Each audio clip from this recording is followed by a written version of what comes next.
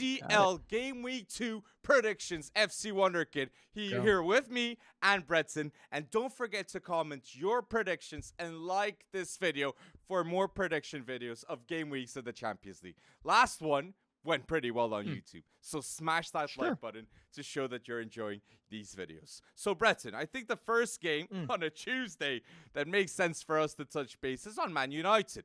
Because it's a long talk, right, Bretton? What's happening at Man United? I've already gotten a lot of shtick for my my comments about Manchester United, and I understand it. I understand it, but with the Glazers, and I think whether you see it as a crutch, an excuse, whatever you want to do, I think Ten Hag's realizing that that just was a game. The Crystal Palace game, that was just a game that they should not have lost, and he understands that the club's fans want him to win as well. So this is a must win. I mean, is it not? I mean, it's a must win. They've lost 2, I believe, of their last 3 at Old Trafford, and that's just unacceptable. It's truly unacceptable, even with all of the injuries. And the injuries are bad, and they're getting worse when it comes down to it. But Rashford has not had a good game in quite some time, and whether or not that's him not being used properly or whatever, none of this changes the fact that Manchester United needs to put up or shut up when it comes to this. And I genuinely fear for this game because Galatasaray is coming in unbeaten since April 30th, 2023. I mean, they have not lost a game yet this season. Yeah, it's unbelievable. So I am genuinely worried for Manchester United, but I do think that they'll at least come away with this. I'm going to say a point with this one. What do you think? I think it's mandatory. I completely agree with you, Bretton. Manchester United against Galatasaray, they must win. And they must start Garnacho for me too. I love Rashford. I think Rashford wasn't given at the start of the season a striker. But now, no justification for 7 appearances and 1 goal. That's what's happening right now at Man United this season with Rashford. And another thing too. Man United in the Premier League in their last 7 matches, they have more losses than wins. 4 losses, 3 wins, and there's no leaders. Bruno ain't a leader right now. Rashford ain't a leader. Casemiro ain't a leader. You need players that are inspiring this team, and that's the problem right now. I don't feel any player backing Erik ten Hag in this situation right now, and that is worrying. No. That is worrying. Bruno Fernandes needs to do more. Like, Bruno Fernandes' legacy is on the line at Man United. He's going to be remembered as a captain of a poor team. Not something that Roy Keane is remembered for Man United fans. And that is the difference of making the right culture with the right leaders with the right results. And Erik ten Hag's impact signings this season are 0. Lisandro Martinez is not being... This season, Man United signings aren't being impactful with Onana, with Mason Mount. I might say Reguilon is the most impactful right now. Amrabat playing left back. A right-footed player playing right. I ain't a genius, but Amrabat ain't Arsens of Benfica. Okay, I just want to put that clear because Erik ten Hag must be seeing what Roger Schmidt's cooking with Arsens at Benfica. But going back to this, Garnacho must start ahead of Rashford against Galatasaray. I see Garnacho as a player that actually believes in Erik ten Hag. He extends with Erik ten Hag, and I completely think he has more passion on the field right now if he starts than Rashford will have against Galatasaray. So that's why you got to give the start and give more minutes to this player. Do you agree with me, Bretton? I actually do. I do agree with you. I think it all comes down to fight, to resolve, to matching, what is needed to get out of this hole. The injuries aren't helping, but I just need to draw some attention, Alex, to who is coming to town. I mean, we are going to see Wilfried Zaha. It's like the ghost of Crystal Palace is coming back to haunt them once again just 3-4 days later.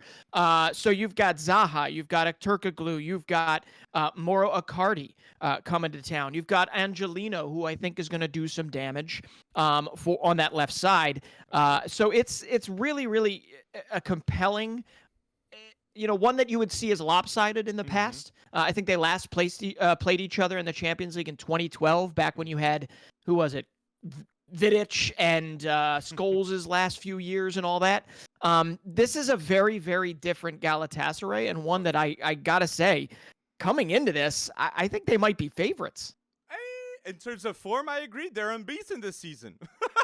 Yeah. And Icardi has 7 goals. Icardi ain't the Icardi of PSG in Turkey right now. No.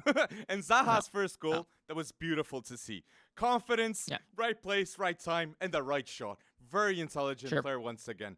I'm going to be saying, in this game, both teams score. But Man United must win, and that's why I would bet Man United. Because if he has another loss, especially against Crystal Palace lost at home, like, that can't happen. So I'm going to say Man United. And that was going to be my next and final question to you here. So that's great that you think that they'll get it done. You think Garnacho goal in the midst too, or maybe Bruno comes up big. But hey, I just got to bring this up. It's been trending the last few days, obviously since the Palace loss. We've seen hashtag Ten Hag out. In what realm, in what reality are you Ten Hag out? I'm not Ten Hag out right now. Okay, he needs to be given the time, and let's see if he does the decisions, that tough decisions of like benching Rashford, of maybe benching a Bruno Fernandes if it didn't work out. But like the players he has, Mason Mount, Anthony situation, Lisandro Martinez situation, he's been unlucky. He has been unlucky in certain means. But others, I do believe he needs to have a harder stance. Like Rasmus Winter-Højlund, you need to start scoring, mate. You cost more than 60 million.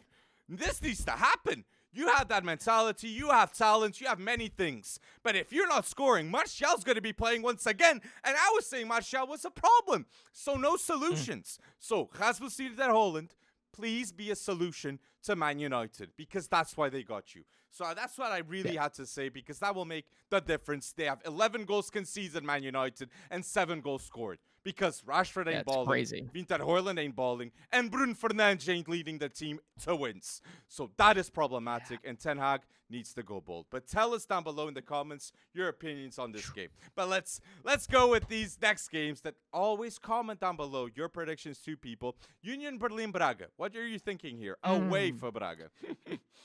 Yeah, well, Union Berlin, we're jumping all over the place here. We're in Group C now. Union Berlin-Braga. Well, Union Berlin needs something desperately. They're playing at home. They need anything from this match.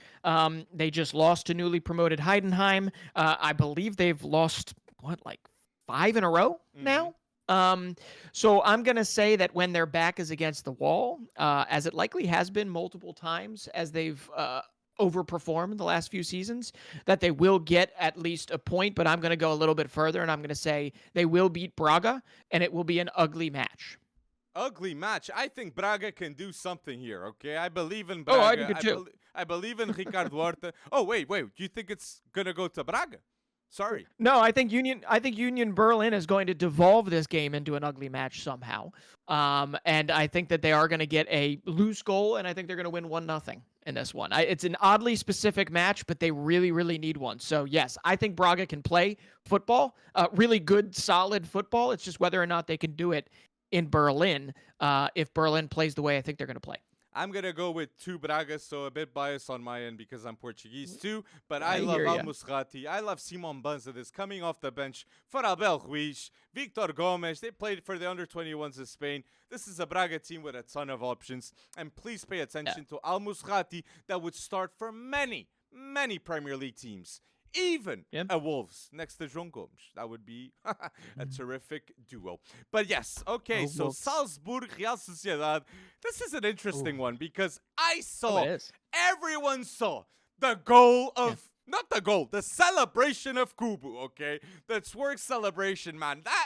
He's smart. Japanese, he's the best Japanese playing right now. Takefusa Kubu ahead of Mitoma. Right now, that's the discussion. And that twerk celebration just went across the world. So master in marketing too.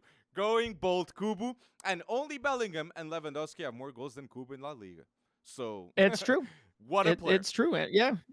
I completely agree. I mean, he's growing up before our eyes. But no, Oyarzabal is also... he's getting better. Marino's back. Real Sociedad, I think their biggest issue heading into this particular match is going to be Lenormand and how injured he might be after their win this past weekend in La Liga. But yeah, Salzburg, though. I mean, come on. We've got them sort of firing on all cylinders. They've had some scary moments here and there, but they've got Schlager in goal, and they've got Roko Simic, who's having a whole lot of fun these days. So Salzburg at home, I'm not going to discount them. I think Sociedad is probably a stronger team on paper, but I think that they're going to draw in this particular one, and I think it's going to be a very entertaining, attacking affair. I agree. In terms of youngsters and in terms of players that can make a difference, like we saw that Salzburg had the youngest team ever in Champions League history. It was 21 years old and a half. And then 21 and a half. And then you add Take Fusakuba to the mix. You got to watch this game, okay? So I'm going to say that both teams are going to score. I'm going to go with my guy Rocco and maybe Kubu. But I think that's the safest bet. But I'm going to bet on Salzburg, okay? It's a bold take right now. But Salzburg in the Champions League, they cook, okay? And I think this team with two strikers against Benfica, that was highly, highly pressing game two from both. Oscar Klau, great player too. All the players in this team, you should pay attention. So pay attention to Salzburg. Pay attention to Sociedad, and I'm gonna go with a draw too, which I like it. Well, one name to add to this list here has got to be Karim Konate, because I know he was kind of deadpanned for missing a penalty and all that good stuff. I think he's going to start to come out of his shell more. Kid's only 19. Another part of that, I believe he was is he Generation Foot? No. Yeah, I think he might be. But he is one that you will see come out of there, and he'll get his shot against. It's him or Sekou Kota playing with Rocco. So let's see who gets the pick. So let's wait and see. But tell us down below, what are your thoughts until now? Copenhagen, Bayern Munich. Bayern Munich that not destroyed. It was one of Man United's best displays, but they still lost to Bayern Munich. And now Copenhagen. They may have a Rasmus Winter Hoyland. No, not Rasmus. A Winter Hoyland. Not Rasmus. But they're not going to make the difference. He's not going to make the difference against this team. Harry Kane, 8 games, 9 goals, 4 assists. Since they lost to RB Leipzig in the Super Cup, they're unbeaten. And they managed to come back and draw against Leipzig. And it's the Kane effect in this team, in my opinion. I fully believe they're going to fully dismantle Copenhagen, and it's going to be a Bayern Munich win. Yeah. Well, I think Musiala is also, him being back in form, back ready to go. He was a big reason why they came back. And we'll get to Leipzig. We'll get to Leipzig in a little bit. But yes. What was that? Oh, well, Sane. But I mean, Musiala sent the pass. True, he sent him through. He saw it. Sane. Non-stop. Those runs. I was shook. It's true. Yeah, and listen, Copenhagen, the only thing they've really got going for them here is that it's in Copenhagen, 1, and 2, that Bayern and Copenhagen, I believe, have never played in the Champions League previously. So, that first-time effect, you never know, but I highly doubt it. And to be honest, I doubt Tuchel will do this, but I would love to see Matthijs Tel get a start, because he's got 5 goals in his 7 games this season. Oh, wait, hold on. Scratch that. Matthijs Tel, 7 games, that sounds really, really misleading. He has 5 goals in 279 minutes played this season. So Matthijs Tel, no, he's not going to supplant or take over Harry Kane anytime soon, but I really would like to see him have an expanded role in a game like this where he's got to prove that he can get it done. Because Champions League is Champions League, whether you're in Copenhagen or Paris or back in Munich. Okay, so we'll see. But Copenhagen, players to watch, Oscarson up top. I mean, it's whether or not any of these players actually break out. This is like their audition against Bayern Munich. Rooney Bargi on the wing. Awesome wonder kids to watch in this place. Guys that 3-4 years from now will likely be lighting up the Serie A, Eredivisie, or hell, even the Bundesliga, maybe even gearing up for Bayern. Man. I know Bayern has wanted Bargi in the past. We saw Andreas Seldrup come through. Why not see more players come to the Portuguese league, which I think that Rooney Bargi kid, Swedish talent, right? He's pretty special. Yep. Coming off the bench a lot of the times, too. And he makes a difference. So a lot of people should pay attention to this team. So, Lens against Arsenal. Well, good news for Lens. Ellis Wai scored. So just wanted to mention that straight off the bat. But good news for Arsenal. I think Arsenal are a dark horse, okay? At least going to the quarterfinals of the Champions League. I think they're in the right group to make that happen. The first time since Wenger they're in the Champions League, which is mad. Big respect for Arteta and Bukayo Saka. If Bukayo Saka is going to be considered a world-class player from the world's point of view, it's not just balling out for England. It's balling out in the Champions League for Arsenal, which I think he's going to do that. In his last 9 games, 9 goals and assists. That is unreal, and that is the leader of Arsenal next to Martin Odegaard. So I'm going to be going with Arsenal winning this game. Yeah, I'm going to have to agree with you. I think Lens, that's great that El Iwahi scored. It's great that maybe they stopped the bleeding a little bit in Ligue 1, but they're also coming up against a very hot Arsenal 1, a very hot Bukayo Saka, which you already mentioned. And, oh, by the way, if we're talking about El Iwahi scoring his first goal, I believe there's somebody on Arsenal that just scored his first goal, and that would be Kai Havertz. Hey, they all count, sir. They all count. So we'll see. But, yeah, they made it. They wiped the floor with Bournemouth. It was good to see the team spirit when Havertz scores that goal. Like, to see the unity and to see how everyone was happy about Havertz scoring it. It means a lot. Yeah. And that's what they need. The right positive energy to beat a Man City. That's why they get a dog and they name him Win. Positive energy. I think we call positive energy these days. We call that Big Ange energy, right? Arteta ball did come through first, though. And it keeps on. Right. And I do see Arsenal as the second place, though. But that's another theme. But you agree with me, Arsenal wins. Yeah, I do. It's going to take a lot for Lens to get anything out of this, for sure. And I just want to say, imagine if Arsenal gets Osimhen. It's just a blink, but that would fix a lot of things in Osimhen versus Haaland. But that we'll talk more about that ahead of things. And PSV Sevilla. So, PSV Sevilla. Sevilla then. Sergio Ramos with an own goal to give Barca the win. Poetic. Lamine Yamal involved in all this. That I think I did see a photo of Lamine Yamal walking with Sergio Ramos, and now he's like assisting Sergio Ramos towards him scoring an own goal for Barcelona. That is one of the biggest rivals ever of Barcelona too. Man. That is poetic. Well, yeah, you couldn't write it any better in that instance, and it's another one. It's another instance where Barcelona, they're getting the right the right cuts, right? I mean, they're putting themselves in the right positions. They're still taking their opportunities, and in this one, it goes their direction because when they win, even if they don't play their best, Xavi's going to take it any day of the week. But in this particular case, that was very poetic, and now Sevilla gets to come in and play a PSV squad, obviously at. What is it? The Philips Stadion, right? They get to play a team that has won 7 in a row. They've got 23 goals scored. They have, let's see. And they need. Bakayoko. Yeah, I mean, it's absolutely unreal. Malik Tillman having a game that he really, really wanted to have to show that he was ready to contribute. I mean, he's got a lot of attacking talent. This is Peter Bosch. Has a lot of attacking talent at his disposal, but they were exposed, right? They were exposed at the Emirates. It was always going to be a tough game going in.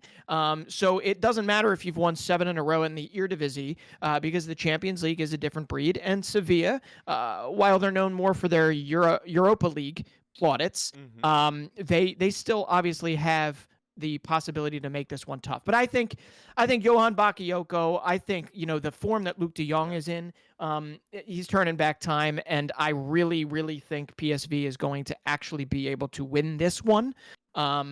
Even though I know Sevilla knows, when they're backed into a corner, they'll get a point. But I'm going to say PSV wins this one, and I'm going to say late Ricardo Pepi winner. I'm going to say maybe a draw with a late goal to draw it by Sergio Ramos. Imagine if that happens. I love that. I love that you are seeing the Joey Veerman light, though. Joey Veerman needs to be in a massive club next season. Ooh, just like Johan Bakayoko. Okay, I think those two, and maybe Pepi in the next 2 years. He develops big time, and he's no doubt the striker for the U.S. men's national team. Let's wait and see. Balogun is in the round 2. But yes, the next game is quite a difficult one to predict. It's Napoli against Real Madrid. Real Madrid Oh that, my. boy, oh boy, they had a statement game against Girona. Vinicius Jr. is back, and Vinicius Jr. is back with Jude Bellingham as the star of the team. One goal and an assist for Jude Bellingham in his last 8 games for Real Madrid. He's got 9 goals and assists in this team. 100 million. That is justifiable big time now, okay? At the age of 20. Unreal. Unreal. So I'm going to go with draw, Osimhen, and Jude Bellingham goal. Wow. Okay, because, the counterpoint here is that Napoli has woken up. Right? True. They have definitely woken him up. And has woken up. Oh, my gosh. Exactly. It's as if he has heard all the negative chatter on X or on Twitter or whatever the heck you want to call it. And he has said, I'm back. He's got a goal and 2 assists in 2 big Serie A wins within 4 or 5 days. And I think they had 18 goals scored. I mean, even Peter Zielinski's getting on the scoreboard. And, they had this bizarre motivational technique, Napoli did with Victor Osimhen, right? Where you let some rogue social media director go out and post some kind of negative videos about Victor Osimhen. Victor Osimhen then gets pissed off, and he goes out and scores a bunch of goals. So I think Napoli and Real Madrid are meeting at a really, really interesting time.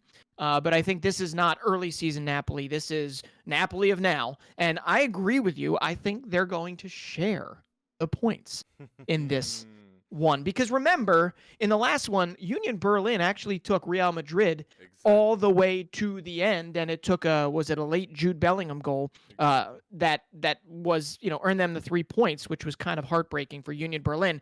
But Victor Osimhen, okay?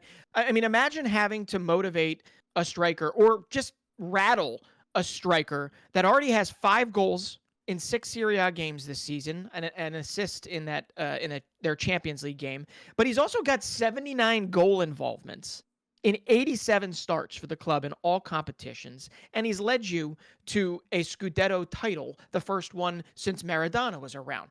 I just don't understand the tactic here when it comes down to it. I don't think there was a tactic. I think it was just stupidity. But when it comes down to it, it feels like Victor Osimhen is going to leave this club in the future, and that might have been the nail in the coffin. But until then, he's going to score a whole bunch of goals. So this seems kind of like an audition game for Osimhen too.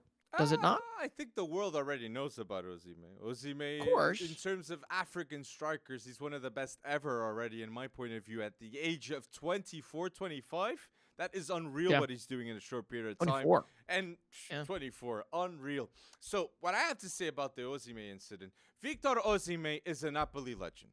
Victor Osimhen brought back the Scudetto to Napoli. Victor Osimhen isn't liked by a TikTok admin of Napoli. That's not the fan base.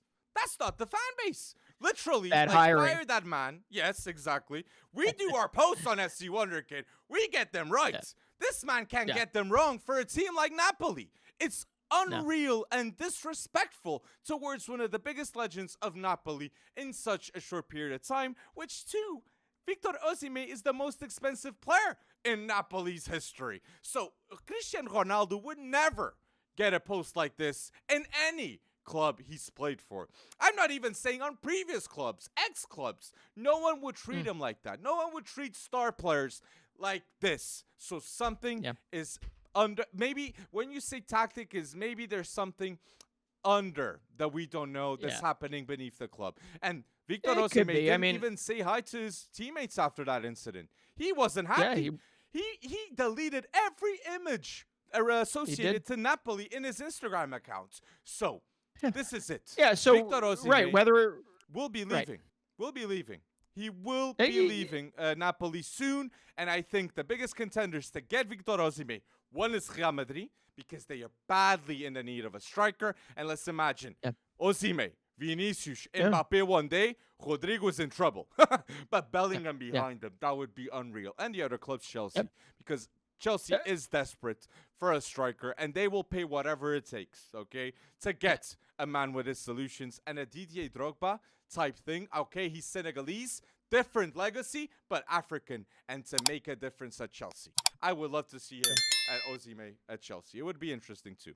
So well, I'm going in a that draw. would be interesting. but if you want to win right away, Real Madrid is your choice, and that's why I did mention this is an audition game, right? I mean, obviously, yes, they are very aware of the skills he brings to the table, but Osimhen will be looking, and Kvaratskhelia will be looking to kind of cement their name in there, because this is that Group C matchup. I think everybody's been kind of salivating over. But hey, quick little shout out before we move on from this game, which I think we both are seeing them share points. I got to shout out Girona. I don't know if this is the last time we'll see them at the top of the La Liga table before Real Madrid and Barcelona have kind of replaced them at the top. But my goodness, I mean, for a club that plays in front of like 11 to 12,000 people, it's a smaller town in Catalonia. It is a beautiful town, and they've still got a very, very attractive team, young team to watch from here on out. I hope it continues. I hope this humbling from Real Madrid at the hands of Real Madrid does not deter them. But it was so much fun to watch that first beginning of the season, and we'll see if they can come on back. But anyway, but let Napoli, us know Real Madrid. Your predictions until now in the comment section down below. I said draw, so don't forget. You said draw? Don't forget to comment your predictions in the Champions League too, and like this video if you're enjoying it. So the next game, Inter Benfica. Just like you said, a Group C being a Titans clash of Titans. I'm sorry. This one is one that will make the difference in terms of who goes through in first or second or even third. Okay, Benfica, that was a tough loss towards Red Bull Salzburg, but Inter are balling out. Lautaro Martinez scored 4 goals in 35 minutes. He did this. And Marcus Thuram has 4 assists. You must pay attention to Inter, which I'm not saying Barella, Di Marco, Bastoni, a team that is a dark horse most definitely for the Champions League. So I am going to say that at home, if Benfica, now, at Inter's home in San Siro, if Benfica beats Inter, that's a game-changing game that will make them be motivated towards winning the Portuguese League too. So I'm going to say 2, both teams scoring. I think that's my safe prediction, but I will go with Inter being more likely to win this game because it hurts me to say Benfica Portuguese team loses. I hear you. Who's replacing Antonio Silva? Morato, great player. Morato. Okay, cool. Back. Yeah, another young guy. Yeah, for sure. I know he's a little bit older than Antonio Silva, but he's still what, 23? He 23, and Benfica refused 25 million this summer from Fulham. Oh, Fulham. Okay, yep. Tony Khan. Calvin Bassey replacement. Yeah, well, I'm going to have to agree with you on this one. I mean, Lautaro was quote-unquote rested this weekend, and he still scored a poker. And I believe, no, I don't believe, this is definitely verified. He is the first in Serie A history, Lautaro Martinez, to score 4 goals off the bench, right? In a substitute appearance in Serie A history, which is just incredible. And I don't think he gets still enough credit for what he has done for Inter Milan. And I don't know. I mean, I think Benfica is going to scrap it out, but I do think Inter has enough to win here. And but if João Neves brings that dog energy that he had against Porto, who knows? Who knows what can happen here? You're saying a good player here. And Di Maria, too. Di Maria for Benfica, he's true. 35 yeyears old. He's uma lenda do clube. An Argentinian legend, too, with 8 games, 6 goals, 2 assists. And this started the season. And Trubin? Did you like Trubin in that game? Trubin played Was better. he good in that game? Trubin, and he had moments in which he had good saves. But in terms of, like, I still want to see more, okay? But I think it's a positive start to go against what happened at Salzburg. And he defended a penalty against Portimonense too, which was important for Benfica. But yes, you mentioned João Neves. João Neves, a 19-year-old João Neves was the man of the match in a classic against Porto. Benfica, youngster, made in Seychelles. And what I can say here, he's got the talent, he's got the passion, he's got the commitment, and he's got the honor in full display every time he plays for Benfica. So you must pay attention to this kid. That it's a bold shout, but don't be surprised if he goes to the Euros. He's got the heart on his sleeve. He wants everything to happen that he fully believes. And he believes in Benfica, and he believes in Portugal. Because if you don't know too, in his first under-21 games, João Neves, he came off the bench, and he scored the game-winning game. That is what we're being shown at under-21, when he just comes on. Because yes, if you told a person last season, at the start of last season, João Neves was going to start for Benfica at the end of the season and be instrumental now, they'd say you're crazy. Mm-hmm. And João Neves started ahead of Florentino against Porto. Yeah. A defensive mid. Yeah. So it was Kokshu and João Neves. So this kid in duels, he does everything. So pay attention to him. And as I'm saying João Neves, comment to down below youngsters that you believe are going to be going bold in this Champions League, because it's not just him. Right, Branson? No. Right. We got Feyenoord against Atlético de Madrid against Feyenoord. That's why I'm saying it's not just him. Because we have an interesting game to see. It's not in Rotterdam, it's in Madrid. But I still want to see Arne Slot doing something. Yeah. Unfortunately, though, their most effective player, as of right now, is serving the second of a 2-game suspension. Because before we register our winner here, Feyenoord will be missing Santiago Jimenez, and if I don't mention him, my top is going to blow right now, because literally it's been 2 weeks in a row that this guy is on fire. He's 22 years old, and I'm really sad to report that as an American, he is a Mexican player, but my goodness, Mexico's future at striker at 9 is in very good hands. 10 goals in his first 7 league games. He's got a goal involvement every 45 minutes. And he was bought just for $6 million, I think, from Cruz Azul, and he's got 33 goals and 35 starts. And he's also led them to an Eredivisie win and a European final, if I'm not mistaken. And they extended him, and he's yet to pick up this pace for El Tri. So we're like crossing my fingers here. That's great. But listen, none of that matters, because unfortunately Feyenoord is going to have to go to the Wanda, and they're going to have to face an Antoine Griezmann and a reinvigorated Atletico Madrid who has vanquished Real Madrid in the Madrid derby, made Barcelona the happiest people alive, and then followed that up with another win. So I only feel bad that Feyenoord is coming into this having to play a really, really, really well reinvigorated Atleti side. So I really don't know what to do here, because I'm going to be honest, I would like Feyenoord to win, but I think at best Feyenoord can get out of here with a point. Atletico Madrid, I'm going to say it, they're going to get out of there with a point. What do you think? You believe in Arne Slot, which I think he's a terrific manager. I think this team plays great football. No Santiago Jimenez, there's Igor Paixão there. He can make something happen.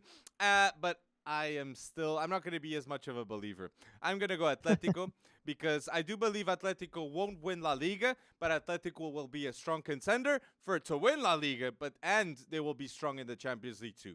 It will be very difficult to eliminate Atletico de Madrid in this Champions League games. And whoever plays them and eliminates them in the future will be a tough matchup. Maybe it will be a City, another team like that. So I'm going to be going with Atletico with a Griezmann masterclass that he's balling out, people. Griezmann, he really is. Great football. One of the best players in La Liga. I'd say it's Griezmann or Jude Bellingham right now. And but I go Jude still. Maybe it's the bias of FC Wonder Kid. Being Wonder Kids. But here we have another game here with Antwerp, Shakhtar Donetsk. Wonder Kids, we always say Artur Vermaelen, pay attention to him. Sudakov on Shakhtar's side, great player too. But I'm going to go with Antwerp because I believe the Belgian champions will surprise people. And I think they will win this game. Wow. Okay. I'm a little surprised that you went with that, but yes, I think they're a better team than what was kind of obliterated by João Felix and Barcelona.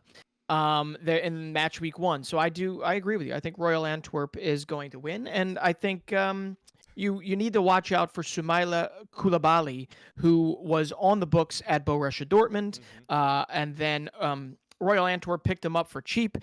He is slotted right in at center back, and he has been very good growing into that role as they navigate the Champions League for the first time in 60-plus years.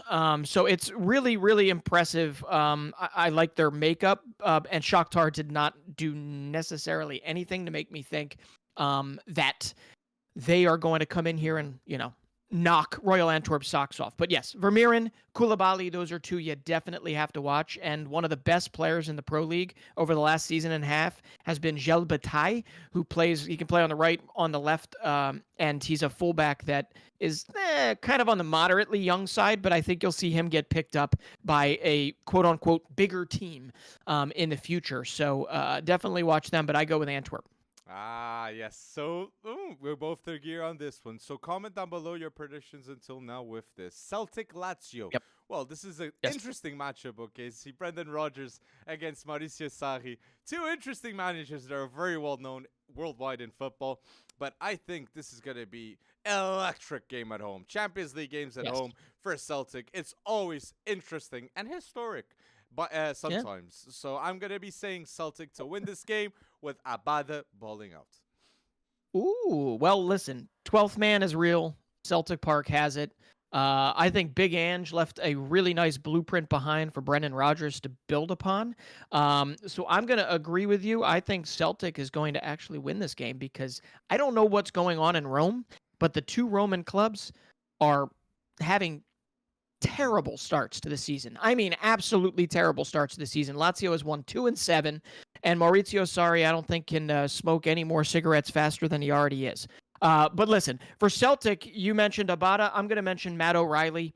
Matt O'Reilly, up until he was picked up by Big Ange, okay, up until he was picked up by Celtic, was playing in League One.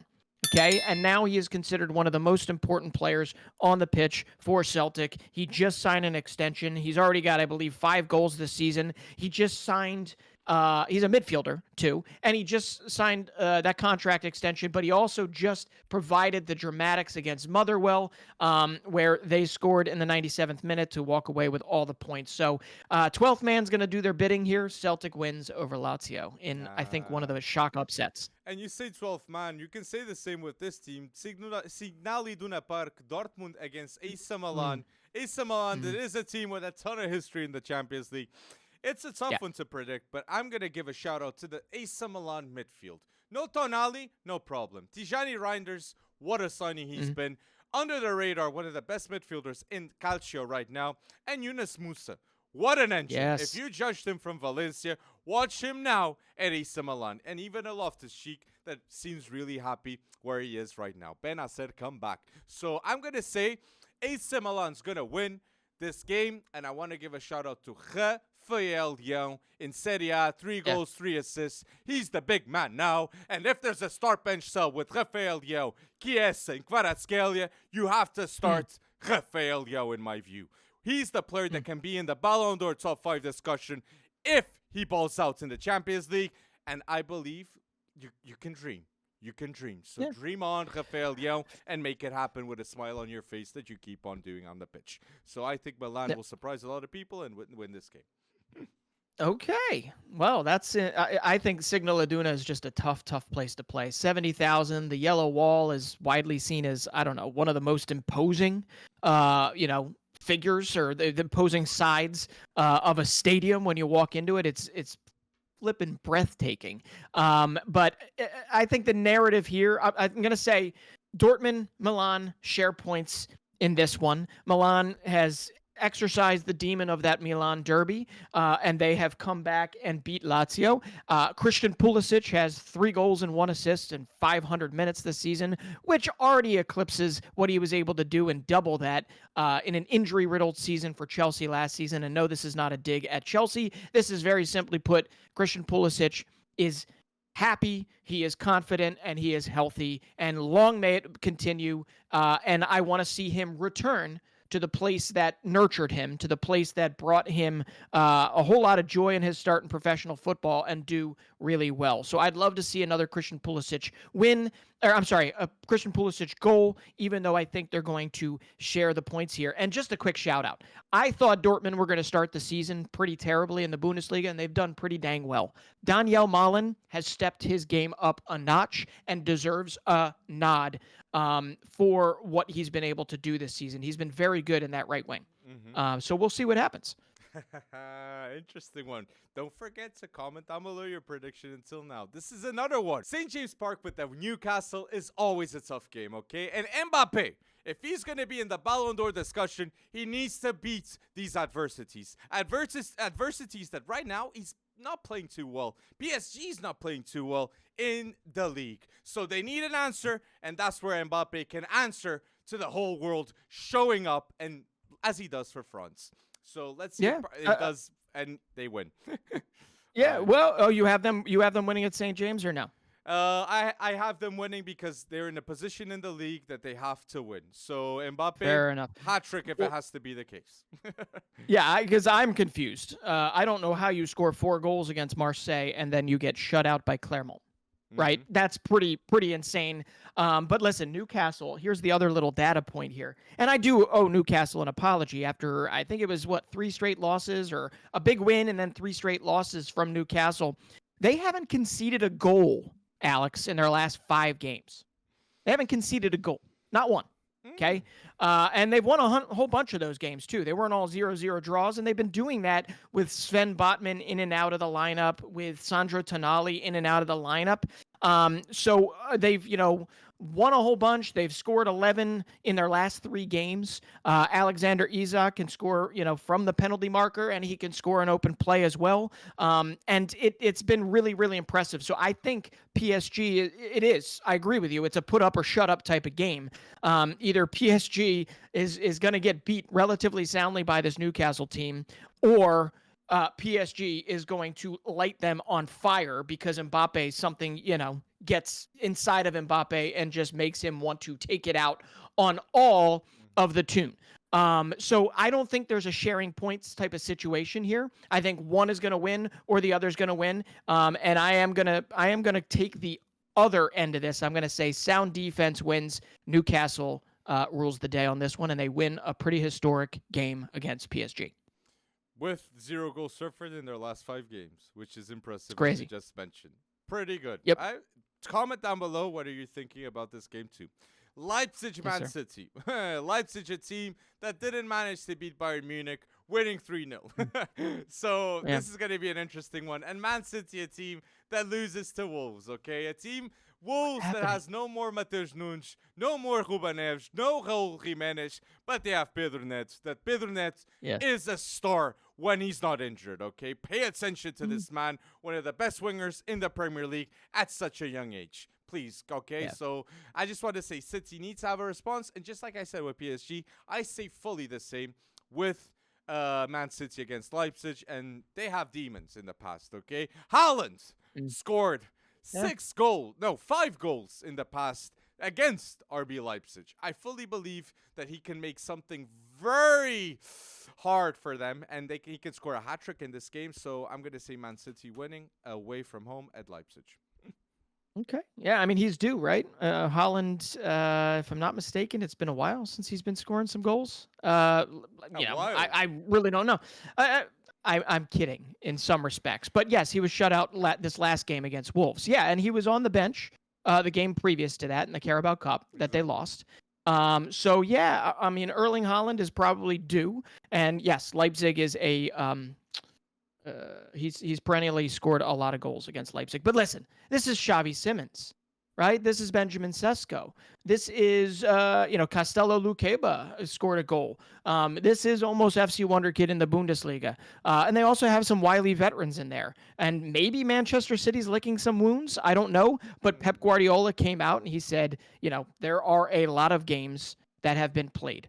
And we have to navigate through them. Rico Lewis has been in there a whole lot more than we've seen in the past. So if there's ever a time to face Manchester City, I don't know which side I'm on here. This is either a good time because they're coming into it flagging after losing 2 games uncharacteristically, or it's because they've lost 2 games that RB Leipzig should be very, very, very afraid. But Leipzig went toe-to-toe with Bayern and looked like legitimate contenders, and we'll see who shows up more. But I think Manchester City will win this one. Legitimate contenders don't lose the 3-0 win. That's what I got to say. In my point of view, I see Bayer Leverkusen ahead of Leipzig, in my point of view. And with Bayern Munich Ahead, Yeah. definitely. Yeah. So I disagree with you on that sense, but let's wait and see if this game is going to be as interesting as you're expecting, because I believe Man City are going to win it confidently on my end. So Red Star, Young Boys, what you go here? I will go with Red Star because I see a ton of people in the comments, and I did see that Red Star, they were beating Man City that first off. So I got to give credit to credit's due. So I'm going to say Red Star wins at home. And I'm going to agree with you. I already told you I switched my tune on this. I think Red Star will be in third place. And I think Young Boys, after selling Fabian Rieder to Stade Rennais, I think Red Star will get it done in Belgrade. So I don't think we need to spend too much more time on this. But who knows? They could. This is a big one for them if they want to continue in the Europa League. It's true. It's true. It's definitely a statement game for both teams, whatever happens. Yep. And here, the last game, the final prediction. And we most definitely hope you have liked this video until now and you have commented at least one prediction, okay, of all the games we talked. But yes, it's Porto against Barcelona. Barcelona that is playing away. Barcelona that is unbeaten in La Liga. And Barcelona that in their last game, they won 5-1 against Royal Antwerp. I believe Barcelona is going to win this game, but Porto could make it interesting, and pay attention to Diogo Costa, Ivan Jaime, this Taremi. Taremi can score goals in the Champions League. He likes the big spot, the biggest stage in this case. So, but yes, I think the defense of Barcelona, it's unreal to me. I love Ronald Araújo, but it's unreal that off the bench, Ronald Araújo is coming off many times. The defense of Balde, the defense of Christensen, the defense of Conde, and Cancelo and Ter Stegen has had 2 clean sheets in 2 games they're played together. So they're showing good results, and Ronald Araújo coming off the bench always gives more options towards a pacey winger, towards a tough physical striker. He is the worst enemy of if that happens coming off the bench. So I'm going to say that Barcelona is going to be winning this game. And Rafinha lost. Well, that's and no De Jong, right? No, De Jong too, Hey, and Porto won their first game, Shakhtar, 3-1. Yeah, so I don't know. I'm not saying Barcelona's limping in. They're still playing great football. They're obviously not necessarily scoring as many goals as they previously were. Yes, they beat Royal Antwerp 5-0 in Champions League play. We're talking more about La Liga. So I think they're actually maybe, quote unquote, a little more vulnerable than maybe we're talking about here. But boy, would I love to see Nico Gonzalez get the start in midfield. I know it's probably going to be Eustáquio and Varela. Yes. And Varela, right? But I would love to see him get it against his former club, and to see him put in a hey, this is what you're missing type of performance against them. But I think at best Porto can look for a point here. And actually, you know what? Say it. They're gonna share the points. Let's do it. Let's do it. I think Taremi. I'm gonna say Taremi PK. And it'll be like 1-1 unless Wenderson Galeno has another ridiculous game like he did against Shakhtar. True. Man of the match for a reason, man. That was unreal, his game against Shakhtar. Very pacey winger that he needed that game too. But Eustáquio, Alan Varela, I like that midfield. But let's wait and see. Let's wait and see what's going to happen. But make sure you like this video and don't forget to comment down below your predictions, even predictions of who's going to win the Champions League, and justifying it in your comments too. We will give a like and we will answer those comments